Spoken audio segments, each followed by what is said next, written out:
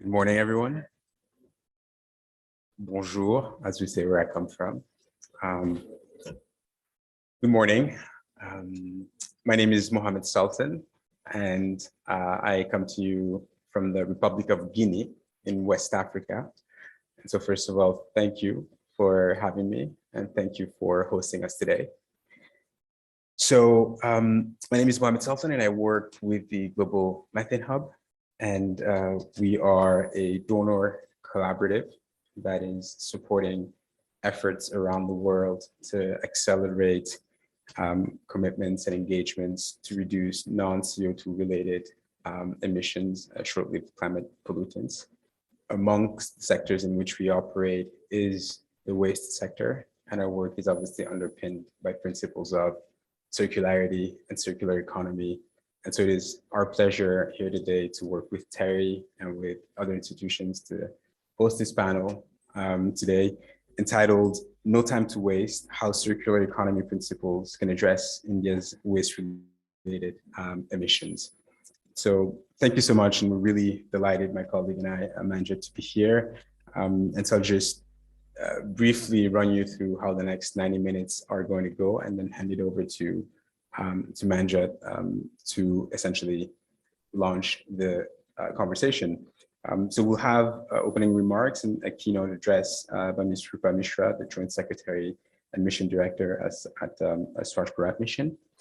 That will be followed by a panel discussion, which includes a number of speakers that she'll run through, including my colleague from South Africa who will be joining us virtually for the conversation. We will then have time for you all to engage with the speakers and with us through a questions and answer time.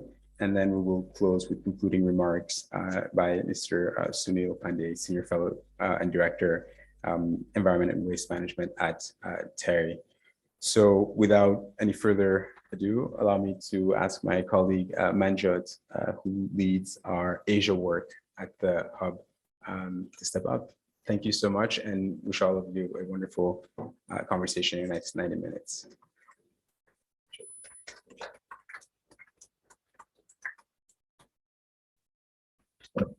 Thank you, Mohammed, for the introduction. And I'm Manjyot Ahluwalia, the Regional Lead for Asia at the Global Methane Hub.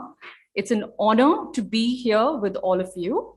Thank you to TERI for being the wonderful host, with my special gratitude to Dr. Pandey, Vidisha Valija, Sonali Mathur, Shelly Kedia, DG TERI, our esteemed speakers, and our partners, many of whom are in the room today. Last but not the least, the audience and the tech team that's supporting us. The Government of India's Swachh Bharat Mission, which is the Clean India Mission, and great, we have Mr. Akun to join us virtually. The Government of India's Swachh Bharat Mission, which is the Clean India Mission, now in its second phase, has made significant strides on solid waste management. However, some of the major metropolitan Indian cities are hotspots for landfill legacy waste and dump sites, and there's burning of waste also taking place, which is creating a major public health hazard in terms of air and water quality. And it's contributing to approximately 20% of India's waste-related emissions. These are the non-CO2 short-lived climate pollutants, which are 84 times more potent than CO2 in a 20-year time frame. Further, with rising GDP and population, waste-related emissions are expected to increase by 13 megatons per year over the next decade, with most emissions coming from South Asia and Sub-Sahara Africa alone. Therefore, to reduce emissions in this critical decade of delivery by 2030 and to be net zero in line with 1.5C, tackling emissions from the waste sector will be crucial for emerging economies such as India and the African continent. Cities can be transforming their waste management practices using circular economy principles across the value chain, while directly delivering on the social, environmental, and health benefits to communities and citizens. Therefore, with today's conversation, we aim to discuss the current best practices and tools through a circular economy lens primarily for managing municipal organic solid waste, the challenges that still persist, the role of transparent data, finance, appropriate technological interventions to drive better decision-making for public policy, and the role that all stakeholders, including all of us across the value chain, can play to drive this approach. We hope this conversation elevates the importance of reducing waste emissions in India while complementing the significant efforts of the Swachh Bharat Mission, as well as the LIFE mission introduced by the Government of India. And who better to talk about the flagship GOI initiative, the Government of India initiative on Swachh Bharat, than our keynote speaker, Ms Roopa Mishra, who is the Joint Secretary and Mission Director of Swachh Bharat Mission at the Ministry of Housing and Urban Affairs, Government of India, since August 2021. Ms. Mishra, welcome, and you now have the floor.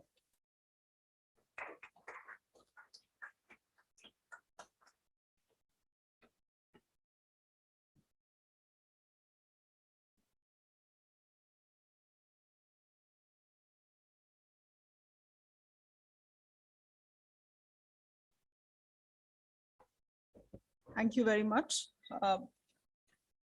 My greetings to the speakers on the dais, colleagues who have joined online, and guests, audience partners.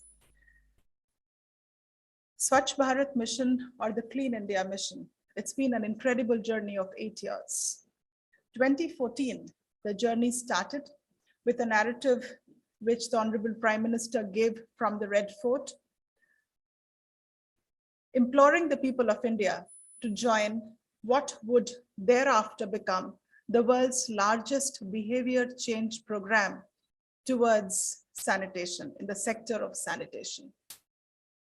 We saw partnerships, we saw sanitation becoming the core focus of every forum. Sanitation became the first topic to be addressed across different ministries, across different sectors. And we saw all of us together who witnessed and who've been part of this journey for the last 8 years, incredible amount of awareness, incredible amount of participation. Having traversed this distance, if you were to ask me that what are the major things that you see happening around you and how does this shape over the next couple of years? The first fundamental thing is what I saw has been given in the folders, LIFE, the badge which many of you are wearing. So this, friends, I think lies at the core of this entire discussion, which is lifestyle for environment. And all actions, whatever that we are doing, whatever that we are planning, is basically revolving around it. Lifestyles are changing, people are making choices, the waste characterization is changing, the demographics are heavily impacted, consumer habits are very different, they are changing, and accordingly, the waste management and the impact around us is a natural corollary of that. So having life embedded into all the dialogues around us is, of course, a very core activity. We are just standing today on a day here in around the mid of February, just a fortnight after the Indian budget has been placed on the floor of the parliament. To all of you who are keen participants and keen stakeholders of the conversation around climate, cleanliness, and waste, what were the things that were of significance in this budget? I would say this budget has been extremely significant in the dimension of waste management and climate change. There were declarations which were significantly addressing scientific waste management of dry and wet waste in cities. There were declarations where 500 bio-CNG plants, waste to wealth plants, are being envisaged over the next year, and with primary focus in 75 urban growth centers with convergence with Govardhan and with Satat for offtake of the bio-CBG, bio-CNG. There has been a declaration of PM Pranam where alternate fertilizers are going to substitute chemical fertilizers. there has been discussion on green growth. Now, with all of it being there as a budget statement and the commitment of the Indian government, how does Swachh Bharat look at integrating it into a program and the mission? When the mission phase 2 was launched by Honorable Prime Minister in 2021, 1st of October, what was the vision that the Prime Minister placed before us? It was that of garbage-free cities. Now, cities cannot be garbage-free. What fundamentally it means is scientific management of garbage. Friends, you must have heard 3 terms in discussions in every forum today. You go to cities, you will hear it. You go to gram panchayats, you'll hear it. You discuss with any CBO, NGO, technical institution, you will hear 3 terms today in India. This is quite, I would say, encouraging if different stakeholders are talking about it. What are those 3 terms? Everybody today knows about 3R. Reduce, reuse, recycle is something where everybody has started talking about it. You go to cities, cities are planning zero waste events, zero waste marriages. Cities are looking at substituting single-use plastic. Every city, every gram panchayat has started door-to-door collection of waste, efforts for source segregation of waste, and managing the waste, even if it is just a compost plant and an MRF. But the journey across cities, across panchayats has begun. That's first. What's the second thing that you are seeing around you? The second thing that we are seeing around us is a conversation, an increasing conversation that waste is wealth. There was a time when waste was just discarded, where at the outskirts of the city, that land which is so-called unutilized. And what we saw was large dump sites that have come up across cities where you have fires, where you have health hazards. And these dump sites have become an environmental, social, and health concern. So what is it that is being discussed today? The discussion is the Government of India policy is also two-pronged. And what is the policy? On one hand, we start realizing and recognizing the age-old practice of India that every waste has wealth potential. There were good old times when our mothers used to save things and reuse. There were good old times when we had direct interaction with the kabadiwala and we used to do things. But with change of life, these things somewhere went away. So this increasing discussion and dialogue about the huge potential of wealth generation from waste is something which is there across. And Government of India policy exactly targets that. So waste to wealth, with very high focus on the wet waste, which has greater impact on your emissions, is significantly embedded into programs like Swachh Bharat. Today, what is it that we are talking about? If I just mention figures, Indian cities generate around 150 million tons of municipal solid waste every day. This is expected to be around 165, 170 million tons by, let's say, 2030. Now, of this, the wet waste processing ability in India today is around 70%. We are looking at targeting a complete 100% management facility setup in all cities. And not just that, go a level up for bio-methanation and bio-CNG, the higher level processing in cities where substantial quantum of waste generation is there. So while waste to wealth processing is one dimension of our policy and effort, the other dimension is let's remediate all legacy dump sites. You will be curious to know what is the quantum of legacy dump site, legacy waste in India. The quantum of legacy waste, a conservative estimate says that around 16 to 17 crore metric tons of waste lie across the dump sites of India. And I'm very pleased to share with you that of this, in the very first year of Swachh Bharat, we have been able to start work for 14 crore metric ton of legacy dump site, including that of the 3 massive sites in Delhi. In fact, for Delhi itself, Government of India has earmarked around 1170 crore rupees. You convert it into million USDs, etc., and you'll get the amount only for the 3 dump sites of Delhi. So the two-pronged approach, or rather three-pronged approach, one side is lifestyle, where public awareness generation, source segregation, door-to-door collection is one pillar. The other pillar is management and scientific processing of the waste that gets generated every day in cities. And the third pillar is remediating the legacy dump sites which are there. Then the third term that you hear everywhere is that of circular economy today.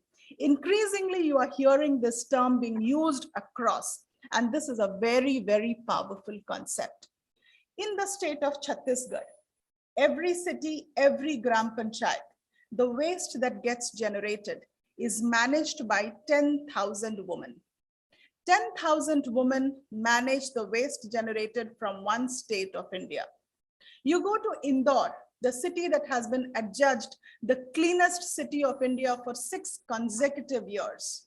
600 female rag pickers from the informal sector have been integrated to manage what is known as the best quality of material recovery facility, from where the quality of segregation is so good that there are at least 12 to 15 countries that have visited the city and who have said that the quality of waste that gets generated in Indore is gold standard. And I can keep on sharing examples with all of you as to how incredible efforts are going on every day at the ground level to see that waste enters a circularity where employment generation is there, very powerful integration with the informal sector is there, where women are leading a change and are drivers of this entire paradigm shift that we are seeing around us of being sanitation workers to sanitation entrepreneurs, where we are talking of reduction in GHG emissions, where we are seeing revenue generation potential immensely. And in this whole pyramid, we cannot ever say that while of course the policy is broad, the style or the modus operandi will be very difficult city to city, because every city is different. Every city's governance style is different. The response of public is very different from city to city. So given this nuances, there is enough flexibility for cities to innovate. And that's where partners like you are extremely important to come forward and partner with cities. I will quote a study made by TERI. TERI made a study. Of course, in that study, remediation of legacy dump sites was not part of it. It was only to the extent of the composting part of it, the wet waste management part of it. And the study says that as against business as usual, had we not had Swachh Bharat Mission, Swachh Bharat Mission impact itself will result in 100 million tons CO2 emission reduction by 2030. And this was not including the remediation of legacy dump sites. I will request TERI to please take up a phase 2 assessment of this study and take up the impact given A, the difference in the consumer behavior with large quantum of food waste increasing, and B, the activity that we are taking up into this massive exercise of legacy dump site remediation. Let's look and reassess what would be the kind of impact. Now, having mentioned this, we cannot forget that the efforts that we are taking have to be all said and done holistic. We cannot just afford to talk about wet waste management and forget about dry waste. And this is the beauty of schemes like Swachh Bharat, where we are talking of end-to-end scientific management of waste. So looking at the part of the dry waste management, India is one country where the policy addresses end-to-end part of dry waste as well. So every city, door-to-door collection, every city's waste goes to material recovery facility, a policy that strongly encourages SHGs, rag pickers, informal sector to be integrated with the material recovery facility, a policy of extended producer responsibility that again comes in to create the linkage where we kind of create a responsibility amongst the producers as well. And imagine a situation, had this waste been burnt and not been going to cement plants. Imagine a situation where all these legacy dump sites would be just left like that and not be remediated. Imagine a situation where cities would not be doing composting and your wet waste would just be lying like that. It will be absolutely a disaster. So tremendous steps have begun, and I'm happy to share with you that within this mission period, our very conservative estimates have kind of pegged an additional facility wherein we are looking at by 2026, Indian cities, the 4,800 to 5,000 cities should be having a composting facility of 1 lakh TPD, tons per day. We should be having MRFs of around, again, 1 lakh TPD. We are looking at setting up bio-methanation facilities of 15,000 to 20,000 TPD during the next 2 to 3 years, with specific focus on the million+ cities where the quantum of waste is there. At this juncture, I will again request stakeholders like you to come and partner with us to help us cover one zone which kind of remains unaddressed, and that is tier 2 and tier 3 cities. So what happens? There is always big focus on the big hotspots. But remember, with urbanization increasing, these cities are also growing. So unless we act and focus on them right now, they will, after 3 years, 4 years, create the same kind of problem which big cities are creating for us today. So can you partner with us for some innovative technologies, more efficient, more affordable, easy to implement, mobilizing different kind of technical institutes, doing studies, doing assessments. It is a zone in which very few players are truly bringing in quality. And I see from the profile of the participants here, we have people who are working in different dimensions. So can we come in together? And again, if I would like to quote the finance minister's budget speech, there has been a mention of urban infrastructure development fund with specific focus on tier 2 and tier 3 Indian cities, which means that is where the growth trigger is going to be. If that's where the growth trigger is to be, our focus as climate sensitive and people who are in the waste sector, let us start coming together, focusing for these cities as well. We are also looking at changing the narrative around waste to electricity in India. We have very few plants in the country which have been successful. And reasons for that are numerous. All of you in this sector kind of know the quality of waste, the time taken for clearances, the responsibilities and the financials which are involved for a private sector, not making it viable, etc., etc. We've gone through about a decade or more experience of this, and we've had success and we've had failures. But most importantly, we've had learnings. Taking it forward from these learnings and pitching onto the narrative of waste to energy and circularity, we are looking at focusing and trying once again with enhanced focus and learning from those learnings for our mistakes, from whatever we've done, to set up around 10 to 15,000 TPD of waste to electricity plants in the bigger cities of India, because some of our bigger cities just will have to be addressed by these setting up of large plants. And also at the same time, I will call upon all of you that if we have this target of garbage-free cities by 2026, which basically means every city should be equipped with 100% ability to manage the waste that they are generating. Look at digital innovations, look at the requirement of studies, look at the requirement of startups, technologies, innovations, look at the requirement of research papers, look at the impact of social assessments. The world around waste is enormous. Waste today is getting generated, almost opening up as an industry. Startups are coming, enterprises are coming, the sector is open up, investments are flowing. Government is trying to provide nudge funds of VGF for every single project. Central government is working relentlessly with the state government to work with the cities to see that we nudge and take this kind of a mission forward. Given this, this is the perfect scope. The next 3, 4, 5 years is a perfect scope for young organizations, for R&D and technical organizations to come and partner and give us solutions.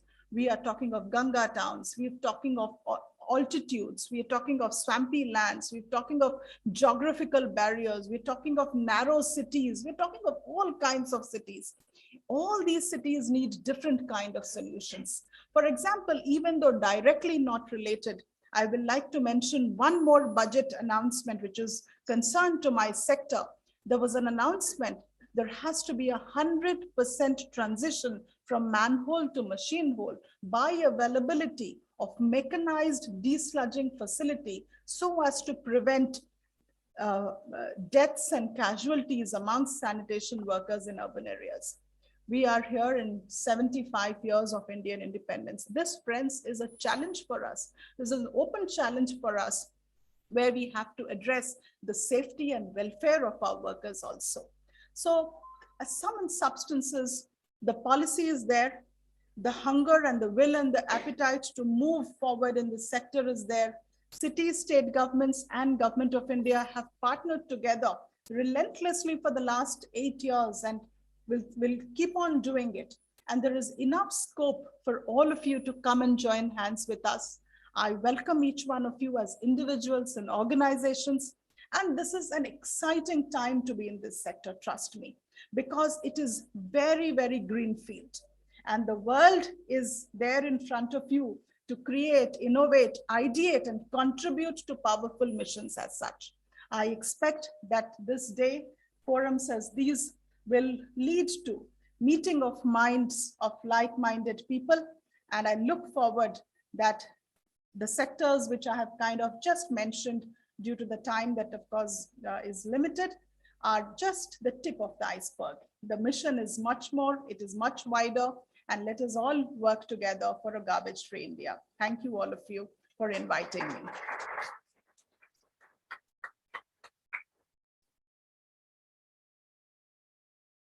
Thank you, Joint Secretary Mishra, for those inspiring and powerful words. And it's great to hear about Swachh Bharat Mission, the LIFE mission, and how closely it's integrated to the circular economy principles and the achievements on the ground. But I also appreciate the call to action to many of us in the room today. And I think we have a lot of work to do, so let's roll up our sleeves and get to it as well.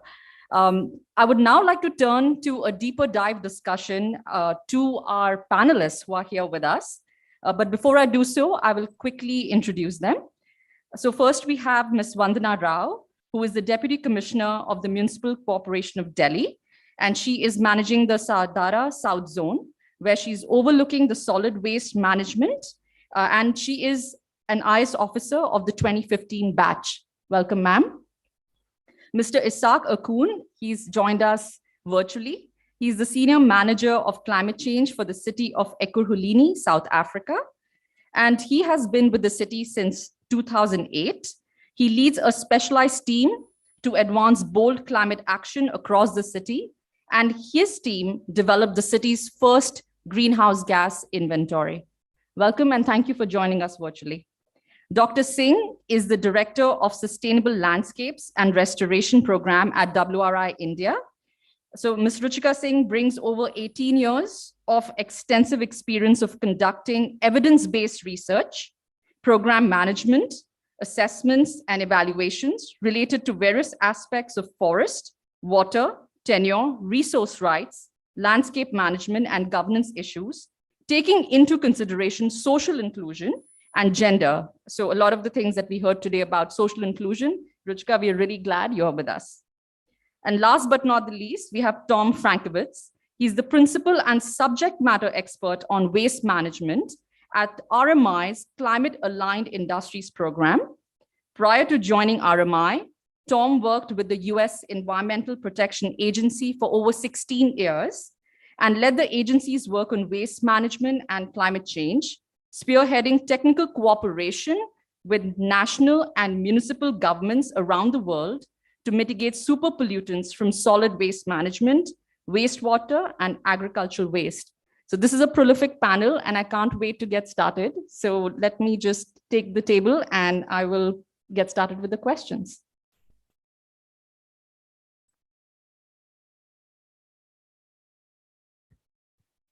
So the first set of questions would be for our subnational representatives, Ms. Rao and Mr. Akun. So I'd like to start with you, Ms. Rao. So what waste management practices could you describe that you're undertaking in your city in Delhi? And if you could also focus a little bit on organic municipal solid waste while also talking about other forms of waste. And also, if you can highlight some of the progress and challenges in undertaking those practices, and where can we help to help you address those challenges?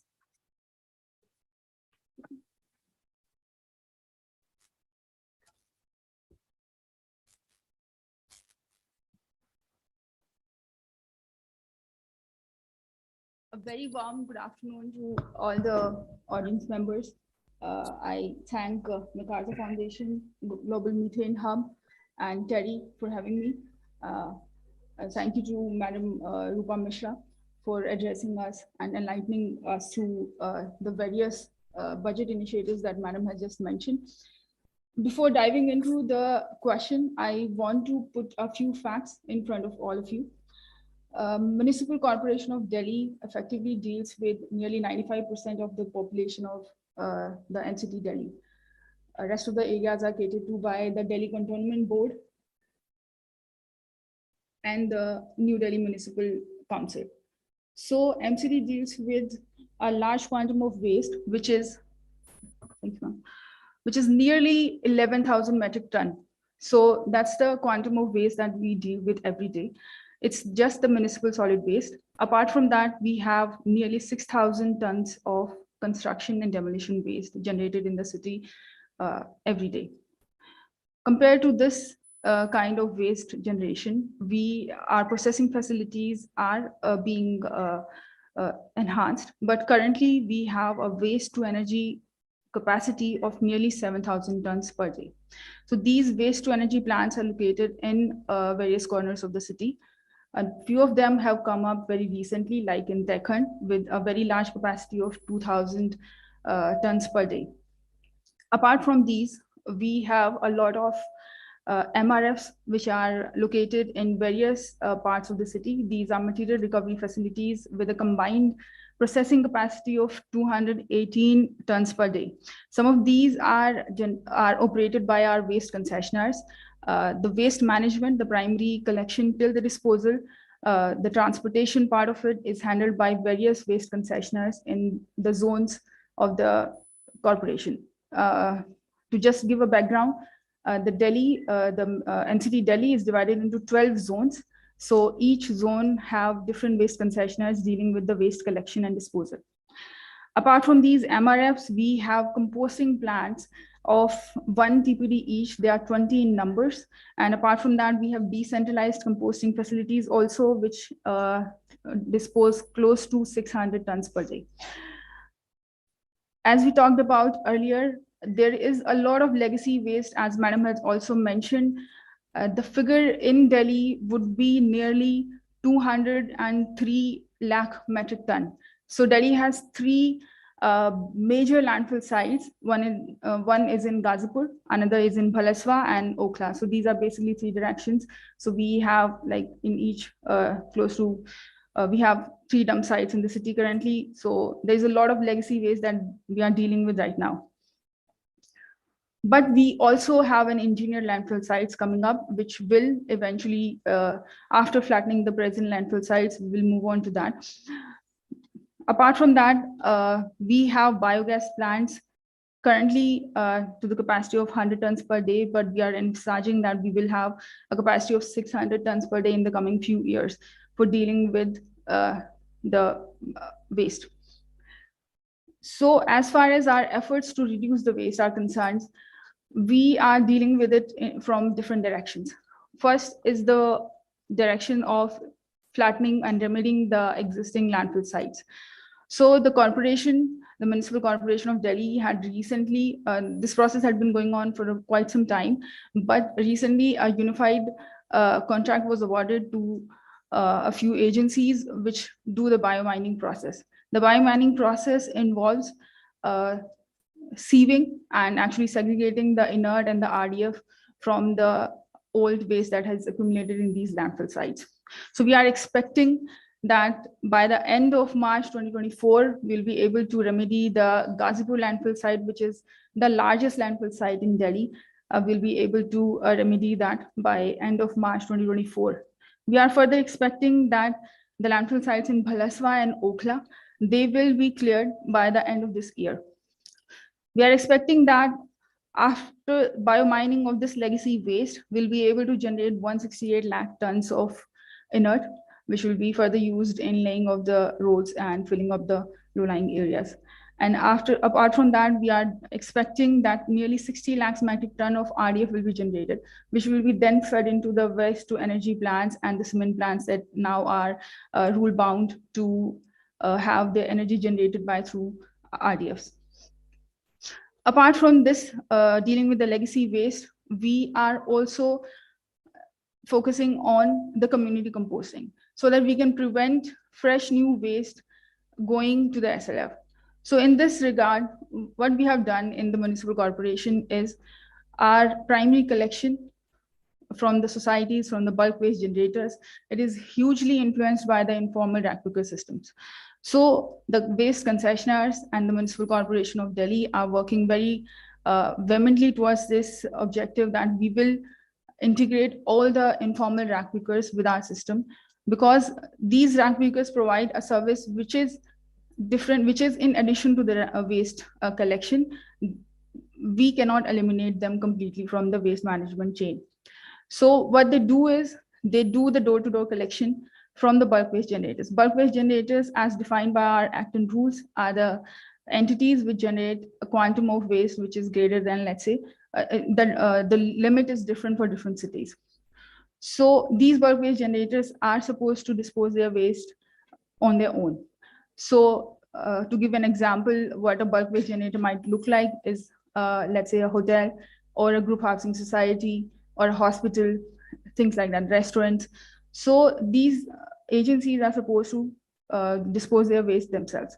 So we are working closely with these group housing societies and the rack pickers, and we have introduced a concept, as Madam has also mentioned, of zero waste colonies. Zero waste colonies are those colonies in the city which have managed to completely dispose their green waste within their premises and are recycling their dry waste. So as a way of incentivizing these colonies, the Municipal Corporation of Delhi has come out with Sahbhagita scheme, which essentially means that if the colony has achieved that zero waste status and they are tax compliant, that is 90% of the residents are paying the property taxes, we incentivize those colonies by undertaking development work of their own choice. So in our city, we have managed to incentivize by that process also. Of course, there is a coercive angle to it also, because by Act and rules, they are prohibited from dumping their garbage in the municipal dhalaus. Dhalaus are basically the garbage center, the secondary collection centers.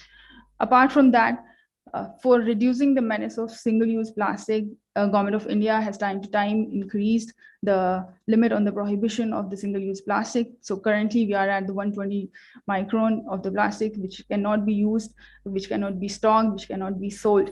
So the Municipal Corporation of Delhi has come out with the 100 days challenge, which ends on the World Earth Day in April. So that challenge has been taken up by the Municipal Corporation of Delhi. What we are doing is we are targeting our weekly markets. Weekly markets are informal markets which exist in every residential corners and commercial centers. So what they effectively do is they consume a lot of plastic. So the Municipal Corporation of Delhi has increased its enforcement.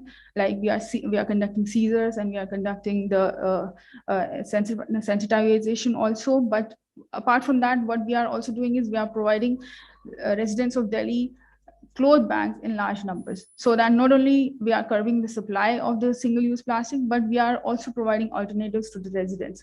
Because unless we do that, the large-scale plastic that we find on our roadsides, on our dump sites, it will never go down. Apart from that, this leads to the diversion of the waste, yes. And then apart from that, we are also working with for managing e-waste. E-waste is a growing problem. Right now, people are just holding their old unusable electronic items, but the Corporation of Delhi has partnered with a few NGOs which work in scientific disposal and recycling of these electronic waste also. Apart from that, as Dr. Ahluwalia had also pointed out, that the increased biomass burning in the cities because of improper disposal also leads to the pollution. But the corporation has mapped these pollution hotspots which come out of these biomass burning incidents, and the corporation has increased its surveillance so that the biomass burning, which happens usually in the winter months because of lack of public heating sources. So we have not only sensitized the resident welfare associations of our city, but we have also increased our surveillance through our teams at ground so that the biomass burning incidents can be reduced. These things have not been without challenges. There have been a huge issue of land availability. The current landfill size in Delhi, let's say if we talk about Ghazipur, which is the largest landfill site, it's spread over 70 acres. So at one hand, we are doing the biomining, we are reducing that waste, but the city also needs fresh space for dumping. So at the same site, the biomining is happening and the new fresh waste is being dumped.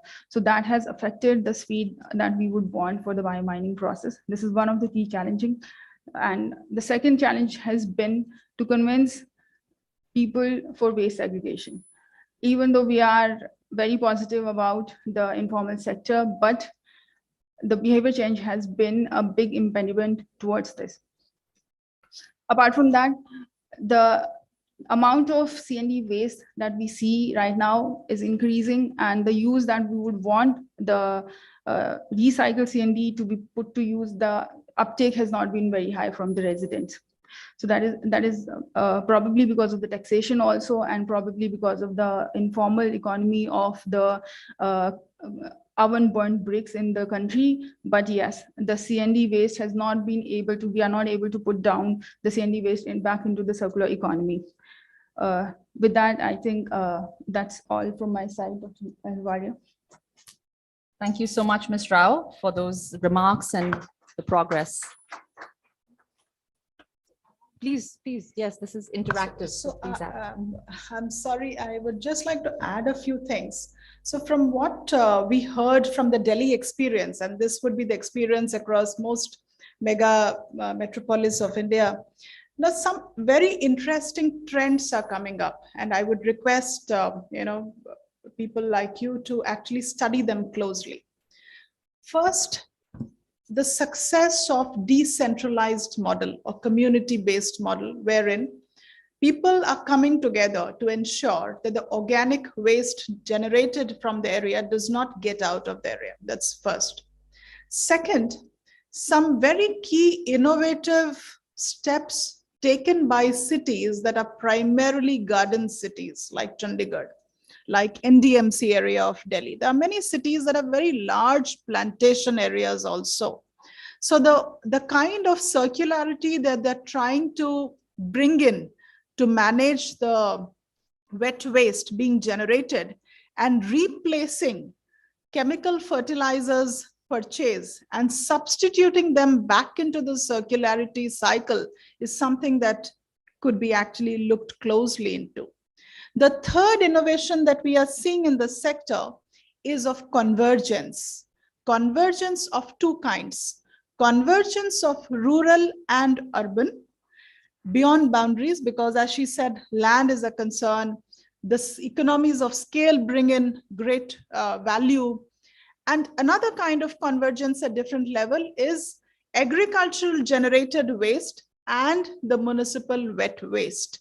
And there are entrepreneurs who are coming forward to study it well, put up boilers of the kind that would kind of generate to the mix that would get into the feed of the plant. So this kind of a convergence model saves resources, saves land, and is giving very, I would say, positive results at various places where this initiative has started. The fourth area where we are seeing interesting, I would say, experiences of cities is management of the bulk waste generators. Large number of bulk waste generators are coming. Some cities have made it mandatory that they have to have an in situ processing within the campus. There are many that do not have the space. They kind of pay to an aggregator who takes it for them, processes it somewhere. So different kind of models have come up, and we cannot shy away from the fact that bulk waste generators will keep on increasing. And these new colonies, these residential areas that have come up, there are many cities that have come very well embedding it into the bylaws of the city, the building plan approval, the bylaws, where these colonies are becoming zero discharge colonies when they are being set up. Some areas it is not being enforced as well. So different kind of enforcements, different kind of governance mechanism, and different experiences. So these 4-5 emerging things are what we are seeing interestingly happening around. And I would encourage some of you to go a little deeper into these 4 aspects. Thank you. Thank you so much. Thanks for the additional comments. So speaking of another city, I do want to switch to Mr. Ishaq Akun, and he has joined us virtually. So Ishaq, Ekurhuleni is different from Delhi, but also similar in some of its challenges on waste management. Could you actually describe what practices your city is taking and highlight some of the progress and challenges, especially from the circular economy lens that we've been talking today? And I think if you could speak a little bit about the core benefits as well that your interventions are leading to, that'll be great. Thank you, Dr. Ahluwalia, and it's great to be here with you today from South Africa. So good morning from this side of the world. I assume my audio is coming through clearly. Yeah, great. It's a real honor to be with you today, especially with the Indian leaders in this sector of waste management. Fantastic group of panelists that are alongside me. And I think the keynote speaker really did justice to the subject matter that we're talking to today. The Joint Secretary Mishra mentioned a couple of points, and in my preparation for this year, I had already touched on a lot of that there. Waste must be seen as a resource in the city. I think that's key. That's fundamental in terms of the way we've changed.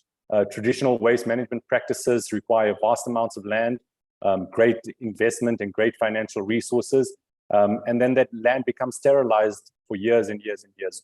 There's no, cumulative use of that land. So we really need to be, thinking about what we're doing in this sector and how we can better innovate and better manage the waste coming out of the cities. Just to mention some of the interventions that we as a city, and Ekurhuleni is very much like any other megacity in the world. We're home to the international airport. We're sitting slap bang between Johannesburg and Pretoria, which is becoming one conglomerate megacity, very similar to Delhi or Mumbai. And it's very difficult to manage the waste within the city because there's large tracts of land that are undevelopable, and then there's also large tracts of land that are resource insufficient in terms of the geological composition of the land. So we really need to be careful about where we put these landfill sites and how we do that. We've got 5 landfill sites in the city, and it's a traditional model. We collect from households and we deposit them safely in our landfill sites. Over the lifespan of Ekurhuleni, since 2001, we've closed 11 landfill sites. These are legacy landfills that were not properly lined, but we managed to augment some of the lining on these lands and make sure that they were, up to best practice and best standards, so that we don't have leachates that are leaking into our groundwater supply over this time. In terms of those 3 interventions that I was mentioning, the first one is really about transforming the city's waste management. We're looking at a study around waste composition and characterization, as well as mass flow analysis. I think data is always key. You know, a key barrier to the way we do our work at municipal level is that we don't have sufficient data and resources to understand what is going on in the city. The next component is obviously a technical in-depth analysis of our city's waste budget. And the last one we did was around 2015, but there's been a lot of changes since COVID and the pandemic in terms of the waste resources and the economics of our city. So we really need to dive deep into that there and understand what is going on. The third thing is to identify and develop key projects that create a sustainable waste systems model, which is what we're going to be calling our waste model going forward. What is sustainable waste systems? It's really where we integrate as much as possible circular economy and innovation in terms of the way we do business. The second, intervention that I'd like to talk about is really about waste integration into the green economy. We've been, as a coal, fossil fuel economy, we've really been talking about in the national space, just transition. And what that means for the city is not fully understood at this stage. We've got a lot of sectors and industries that are supporting mining in the city, and there'll be a lot of jobs that are being lost if that mining sector is downscaled. Through this vision, we really need to start stimulating business and economic opportunities in the waste sector. We've been looking at some waste exchange programs and models around how we can get better traction of that there, especially around food and organic waste. We've done exceptionally well around some of the other resources, especially recyclables. But what we can do in terms of organic waste is something that we need to start looking at more in depth. And then the third one is really around our community-based models. We started working around 10 years ago with waste pickers and what you call rag pickers, I believe, in India. And it was building around cooperatives so that they could get better manage access to the waste that are coming out of households, that they could sort that there more safely, that we could give them additional resources so that they could upscale that there. But what we've done in the interim over the last 5 years or so is to develop a plastic recycling plant. So we're at the final stages of that there. This plastic recycling plant will be co-owned by the city and the cooperatives that have been utilizing and have been assisting us with this mission over the last 10 years. And then we'll have an operator in place, that'll be a leader in the sector, that'll be able to run the plant and manage that waste. Just in terms of some of the barriers that we were talking about, and a lot of this has already been touched on, but it's really the lack of data. We always need good research in the field to support the work that we're doing. We need we need to develop this model that Joint Secretary Mishra was talking about now is really about decentralization, and I think that's key for us. Over the last 4 years, we've developed 29 mini disposal sites, what we call garden refuse centers, to manage the organic waste that are coming out of that there, and we're looking to expand that there by probably double, so around 60 in total within the city, and those will be based in communities to assist us with the waste coming out that there. The other focus area is around logistics. I think we really need to understand that waste is a logistics game. It takes a lot of money to collect, transport, and move the waste around the city. It causes congestion on our roads. It causes greenhouse gas emissions, and it causes a lot of time and money being spent in that space. We need to look at how we can augment some of the trucks, what we can do in terms of electric vehicles within that space, and then understand how we can impact specifically on behavioral change within communities, something that I think any city in the world struggles with. It's how to get, our communities excited about recycling, excited about managing their waste more adequately, and, passionate about doing the right thing. Thanks.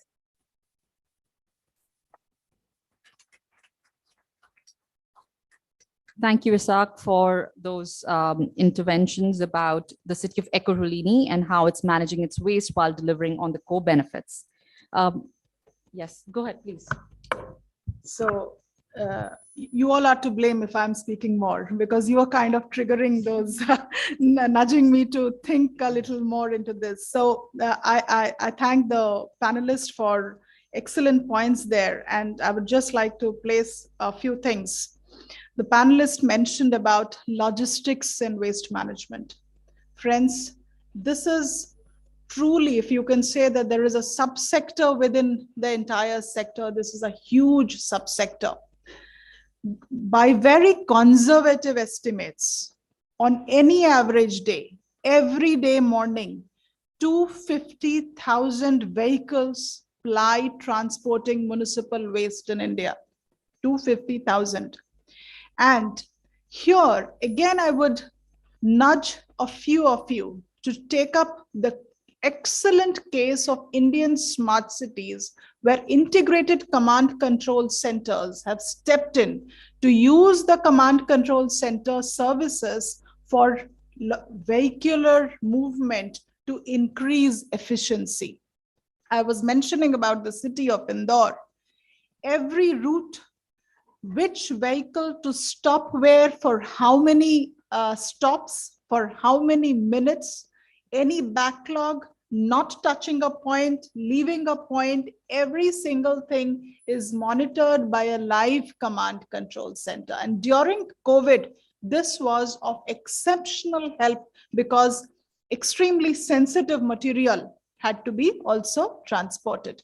So smart cities and Indian experience of logistic management of ICC has also given us a lot of data on this entire sector. So this data can be studied, and I'm sure it's going to lead to excellent findings. The second thing I would like to mention, Manjyot, here is Swachh Bharat Mission is a very forward-looking policy. We are looking at scale, we are looking at pace, we are looking at integration, we are looking at 360-degree approach. We are not leaving any particular thread of waste unaddressed or any approach unaddressed. Given this, there is a huge potential for documentation and a South-South learning, case study exchange, module preparation for e-learning platforms, and a lot of knowledge management and capacity building potential in the sector. And I would request all of you to come and partner with that. The third point that I would like to mention here is this whole aspect of managing the organic waste effectively, the different models that we have. I will just mention one case. I was talking about Chhattisgarh, 10,000 women managing the entire waste chain. The augmentation of income, I'm not telling this is the entire income, the augmentation of income only from organic waste management is 110 million Indian rupees per year to these people. It's 11 CR per annum only from managing waste, organic waste, and reusing it in their own cultivation, their horticulture, their own small gardens and agricultural area holdings that they have. So if you look at it as a scaled up endeavor, compost or city compost has immense potential provided we meet the quality, and quality would emerge from the quality of source segregation that we do. So at this point of time, I would request you to come forth and work with us for quality of organic waste. If we can unleash the potential of organic waste, it would create a huge spiral of circularity, which will thereafter get into replacement of as an alternative soil enricher, even though it cannot be classified as maybe a fertilizer category. Many of it would come into the soil enricher part. And my last request is, I would like to take leave after that, Manjyot, is all these remediation of legacy dump sites that we are mentioning. The estimated guess of the land that will be freed from the garbage dumps is a close 17,000 to 18,000 acres of land. If that is the kind of land that will be freed, I think what we see as a policy is to see green lungs, city forests being developed on these patches, and also the land being kept for future waste processing, because waste processing is something which usually there's a lot of resistance amongst local public to give land for it. So this land primarily should be used as as for creation of green lungs, and I would request some of you who are who are enthusiasts in this area to partner with your cities to walk the path from now while they are remediating, so that we design, curate, and create such kind of city forests and green lungs. Thank you so much. Yes, ma'am. Yes.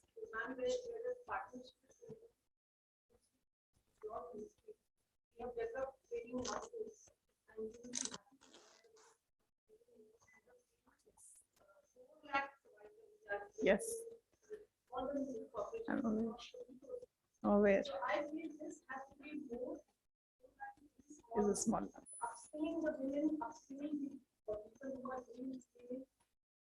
Also gives them a lot of dignity and a lot of self-respect for their work. That is what we have found. Ma'am, this is an area. Absolutely valid. Noted, ma'am.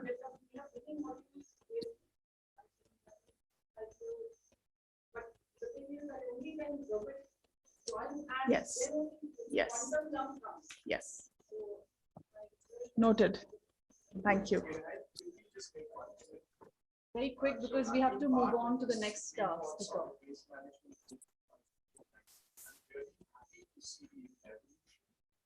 I also happen to have been one of the pioneers for composting machines, and not organic waste composters, because there is a difference between a fully composting machine and a OWC, which puts in sorts of waste. Yes.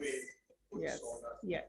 Yes. The problem that we have seen over decades that I've been working in this, because I also started bioplastics as a vertical, but we've seen that unless the commercials for compost, good value compost, are not attainable and are not at the market level, it's going to be very difficult to promote this.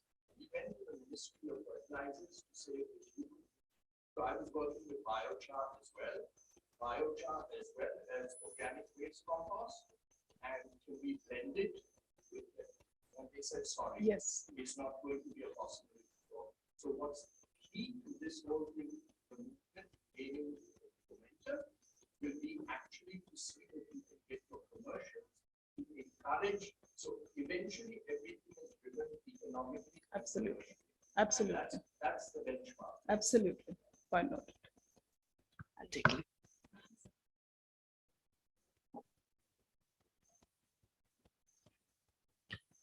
All right, so it's really exciting to see so much enthusiasm in the room about the topic of waste.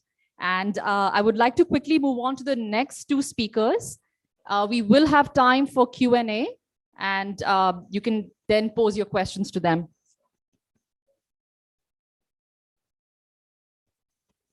Thank you, ma'am. Thank you. So I'm going to move on to our other partners in the room. I think what we heard from ma'am was that, and from Ms. Rao, we will need collaboration. And I think the South-South collaboration piece is also very resoundingly clear. And hopefully with the G20 in India, we are able to start and seed those conversations for South-South collaboration on all these aspects. So I'll move on to first to Tom from RMI, and then to Ruchika.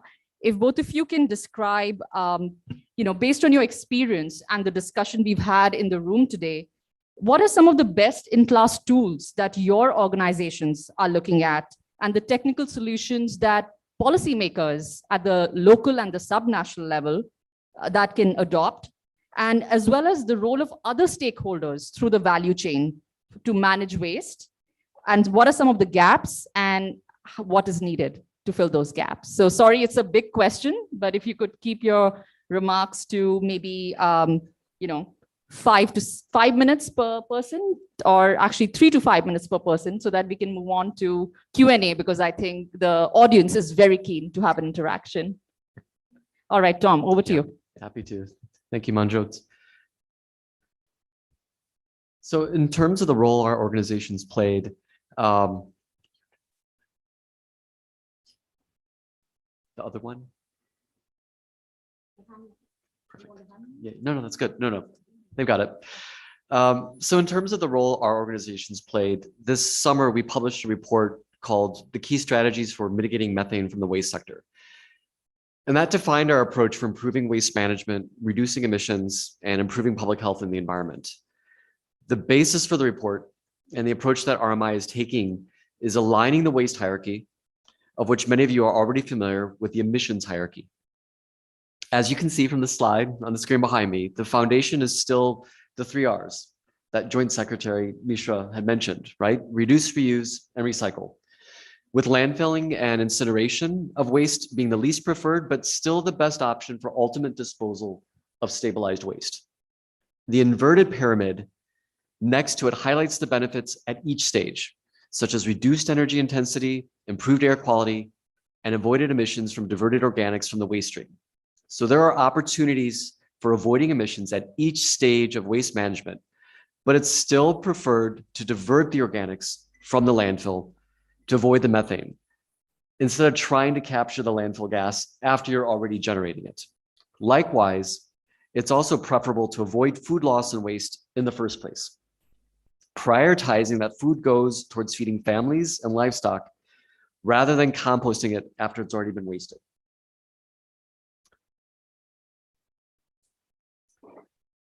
In terms of some of the available tools and resources that are making better available policies and interventions for waste management, there's a lot of great resources out there already. So RMI is undertaking the process of developing a platform this year, but we're trying to take advantage of some of the good work that's been done already. So just to name a few, the US EPA developed a solid waste emission estimation tool, or SWEET, and I had the opportunity to work on that when I was with the agency. The Global Methane Initiative's Best Practices Guide for Landfill Gas Energy Projects, for example. The Climate and Clean Air Coalition has a wealth of resources on waste management, and through their Waste Hub, they've created a really strong network of national actors, aid agencies, NGOs, and multilateral development banks that have both waste management expertise and are also project implementers. The UN Habitat and their WasteWise Cities tool, or WACT, they've developed best practices on waste data collection and characterization to help cities get a better sense of the amount of waste that they're generating, the type of waste, and where it's going, which frankly is always kind of step number one.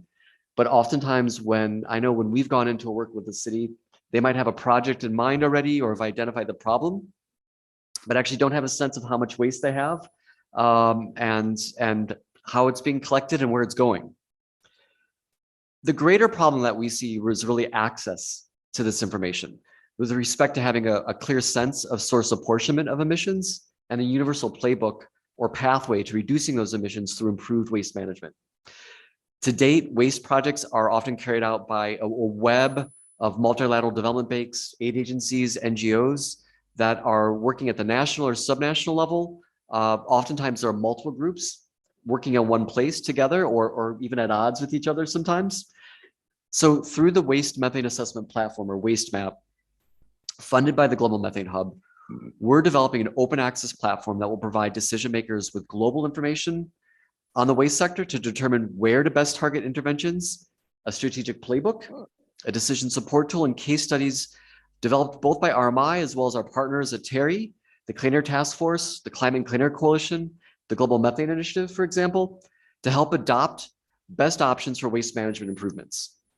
This two-pronged approach that we have here on the screen creates a feedback loop between better data and direct engagements with countries to assess their waste management systems, to develop and implement a strategic playbook to help them improve waste management, while at the same time lessening the environmental and climate impacts from waste. So that's the approach that we're undertaking.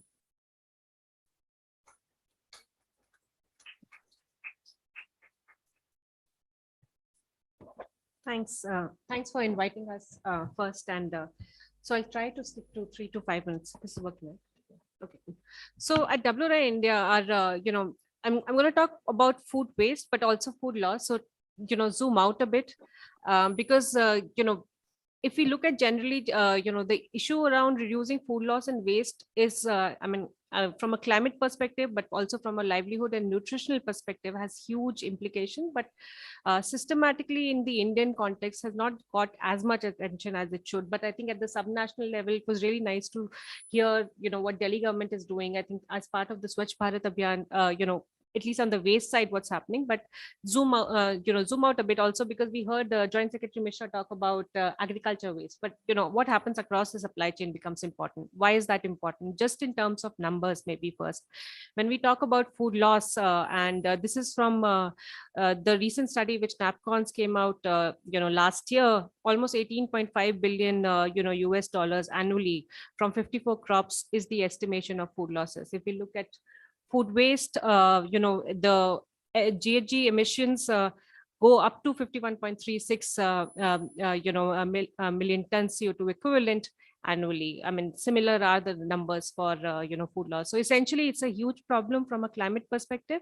But if I think the previous speakers talked about how, from a livelihood perspective and nutritional security perspective, if food is not wasted, there is a lot of benefits that can come in. So what are we doing in WRI India? So we look at issues around food loss and waste from a larger systems perspective, but also thinking about the food system as a whole, and not just about one aspect of the food system, and really see how do we inform India's transition. Some of the key things that we've done on this, we did a systematic literature review a couple of years back on food loss and waste with Food and Land Use India Coalition, and few things that came out. In fact, the title of our paper is Food Loss and Waste, the Knowns and Unknowns in India. There are quite a lot of unknowns if we look at it. Specifically, there is fragmented nature of action and actors, which is one of the big issues when it comes to how do we consolidate action, drive subnational action, city level action, which really requires different supply chain actors to come together. Data on measurement, quantity, I think this was mentioned briefly. Where is food loss or waste happening? How are we measuring it? Do we have estimations? There is, of course, some study which we have on post-harvest losses, but on food waste, it's actually quite nascent. We have only few studies which came out. Very under-researched area in the Indian context. So if we don't know what we are measuring, how are we going to have a more refined strategy around it really taking action on it? So I think one of big issues that comes out. The other is, and I think this was also mentioned in the room, in terms of the capacity and skills that are needed. This is very fragmented again. If we are thinking about strategies, and the capacity, skills, behavioral issues would vary across the supply chain actors, and how do we does one look at it systematically? So one of a sort of effort that we've starting to do on this is the SDG 12.3. It specifically talks about reducing food loss and halving food waste. So taking a leap from that, we are trying to develop a network of champions, what we call as Friends of Champions 12.3 in India. There's a global champions network as well, and bring together like-minded partners, actors who can jointly think about what are the strategies, action is really needed if we have to reduce food loss and waste. And this has it's an open network.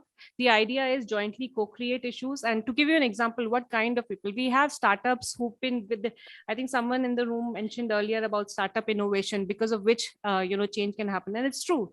I mean, a lot of innovative work that different in the startup ecosystem. And for instance, in the supply chain, if we are looking at how do you reduce loss for perishables, or how do we sort of have better packaging practices, or multiple sort of innovations, solar dryers, processing facilities, etc. A lot of those sort of come in. So I think the Friends of Champions 12.3 network is one way that we are trying to mobilize action through partner networks, but also build in the right sort of issues when it comes to research, key issues that need to be discussed. This is important because we just from a policy incentive piece, if we look at it, there are several policies and incentives that are there, but because the challenge is so huge, it really does require different actors coming together. So how do we sort of think about all of this together? And I think last 2 minutes, I know we don't have too much time, but one just on terms of tools, etc., what we've been looking at, one research which is still ongoing in Madhya Pradesh, because we realize that if we have to think about solutions, we really need to see where the losses are happening across the supply chain and what kind of solutions emerge in that context. So we're looking at the tomato supply chain, and within that, both the quantity and quality measurements. We did actually direct measurements to see what's happening at the farm gate, at the retail, or the wholesale levels, at the also at the retailers level, to measure different kind of losses, but also think about solutions that are emerging and few things that come up, thinking through in terms of behavioral change issues at different sort of supply chain actor levels, thinking through innovation and technology measures. Policy and incentives is a big one in terms of what needs to be driven at each of these stages when we think about that. We are also, I think, just on the tools, etc. There is a food loss and waste protocol globally. We are adapting it for the Indian context so that it speaks more to local conditions. We are in process of doing a household waste survey. Again, important, to really identify in the Indian context, but look at different towns. I think this was mentioned by the Joint Secretary. Again, when you talk about waste and the kind of waste that is emerging, it may be different from tier 1 cities to tier 2 and 3, and also there are issues of equity, etc., that are embedded within that. So designing sort of a questionnaire and rolling out surveys which really can help us give the right kind of information to identify what can be done on that. So yeah, happy to take questions later, but just in a nutshell.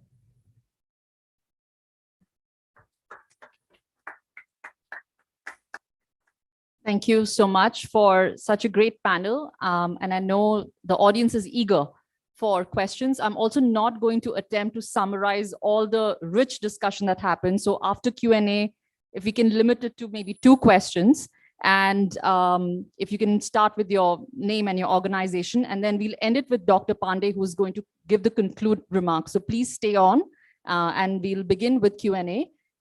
If there's a mic in the room, I think we can get a volunteer. Thank you so much.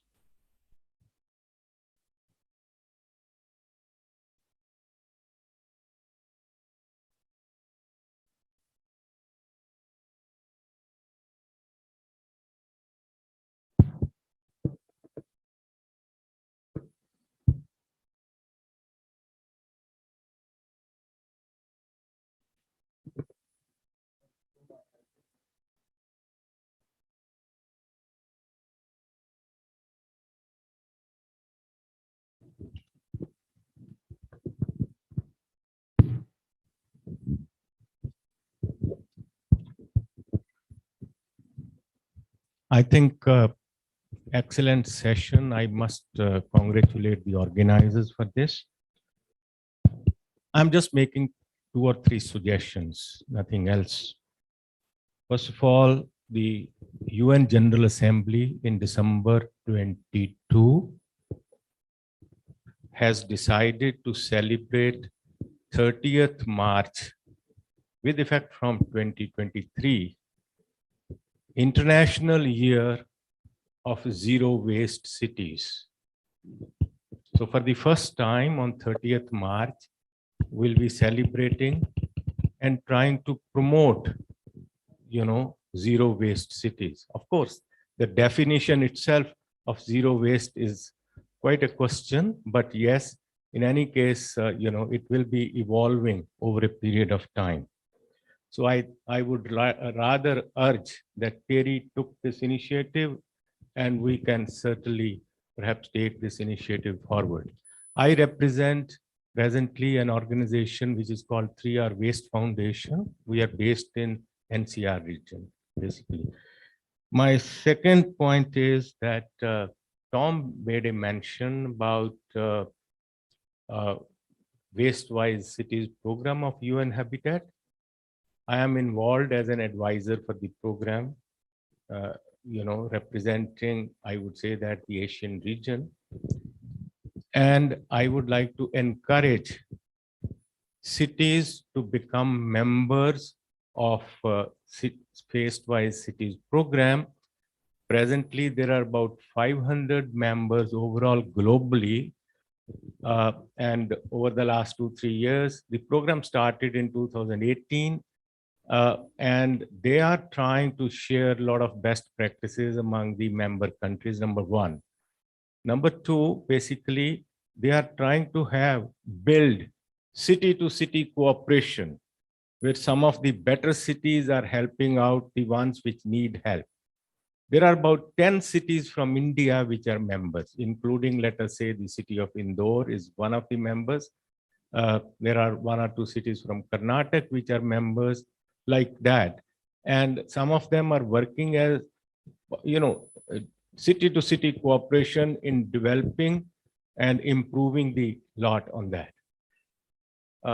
My third suggestion is that I was in Cambodia just few days ago, where UNCRD, United Nations Center for Regional Development, organized their annual 3R and Circular Economy Forum, in which there was a very outstanding presentation by a representative from China. I'll just like to very brief mention that China has really planned a scheme of making 100 cities as part of their plan as zero waste cities by 2025, right? And in another couple of years, the number will be doubled. That means it will be from 100 to 200. And by 2035, they would like to ensure that they're all prefecture cities, which is like, you may call it like class 1 cities in China, will become completely zero waste cities, for which, like we have in India, what we call 100 smart cities. No doubt that under Swachh Bharat Mission, a lot of efforts have really been made in that direction, no doubt about it. But still, we really need to work in line with, let us say, now we are celebrating, zero waste as an international year. We should also target something like that, so that, we are able to ensure that, there is a kind of very integrated approach. We are not talking of zero waste only of municipal waste or only of plastic waste or only of e-waste like that. In all totality, we have to address this issue and, as a matter of fact, work on that line. There's also a lot in that sense to learn from what China is also doing, because as an economy, they are also very large and they have a bigger challenge than us. But at the same time, our economy is also growing as a fast-growing economy. We really need to address that. My last point is, there is no doubt at a national level, there are 6, 7, 8 ministries which are really involved for that. At a state level, there are about 7, 8 ministries which are involved. But at all those policies that have really been framed, whether they are 2016 rules or subsequently they were amended, they have to be implemented by local governments. And local governments in our country are reasonably weak. Of course, Madam Vandana Rao did present what is happening in Delhi, but Delhi is one thing, but actually, if you see rest of the country, they are financially starved. They do not have technical capabilities in this regard. And therefore, we have to really ensure building up their capacity, both financially as well as technically. Thank you so much. Thank you, Dr. Singh, for the remarks, and really great to see such a very rich discussion, even from the audience.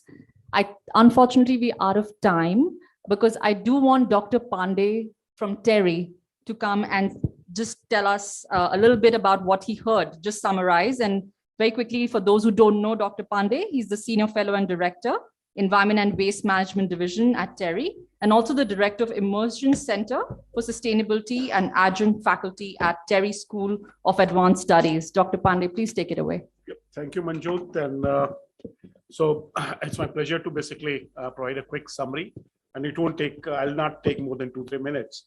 So message which clearly came out was that waste is a resource. Some finances are required for making that conversion from waste to resource happening. And cities have shown that how it has to be done.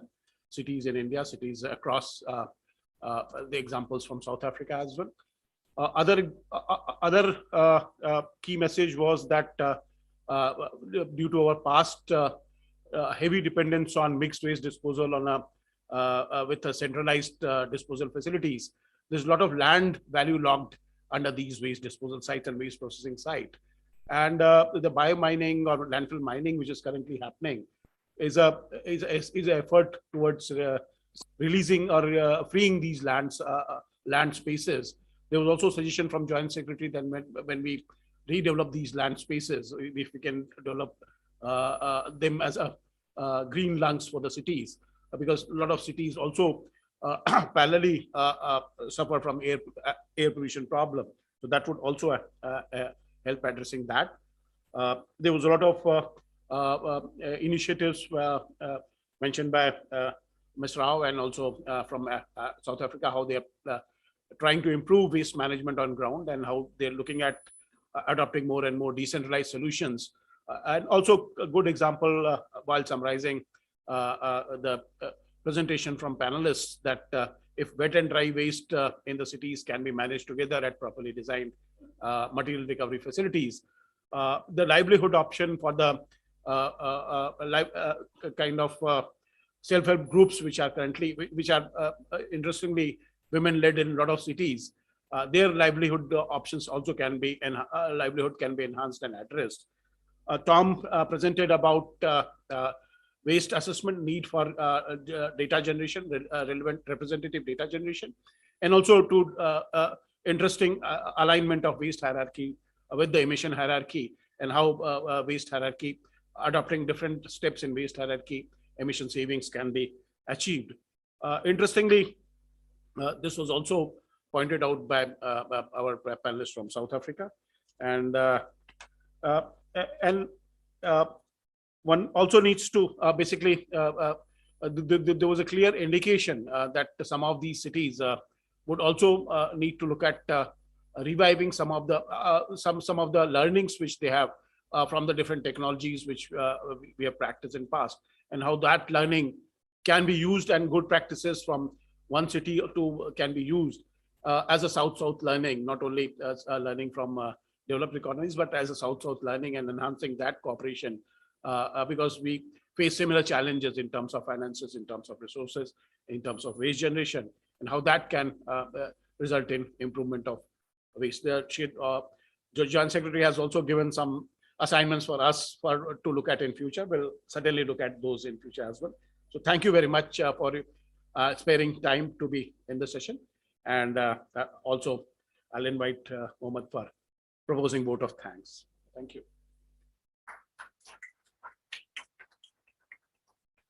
Yes, thank you, and not to worry, we're done. We'll be able to free you all, but I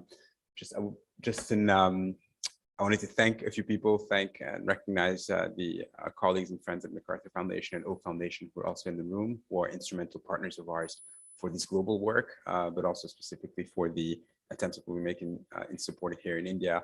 And thank all of you. This has been a particularly engaging conversation. It is absolutely fascinating to see the interaction with public officials and with all of you experts in civil society and research institutes here in the room. There's a tremendous amount of work to be done. And I'd like to close with one note that has come out quite consistently from my perspective, at least. These opportunities are also ones where we can highlight the immense leadership that global South countries are taking, even in the face of limited resources and opportunities, to really front load the perspective of addressing climate change, as well as the fundamental well-being and dignity of people in very specific sectors, such as the waste sector. And so we hope that this is a thread that can continue. We're very happy to have had Isaac as well join us from South Africa, even though it was a little bit early for him, and very much looking forward to helping to continue this platforms of collaborations and learning to, again, in the global conversation, front load the leadership that global South countries are providing. So thank you again so much to all of you, and thank you to all our wonderful panelists and Manjyot as well for helping to do this. And thank you, it was great.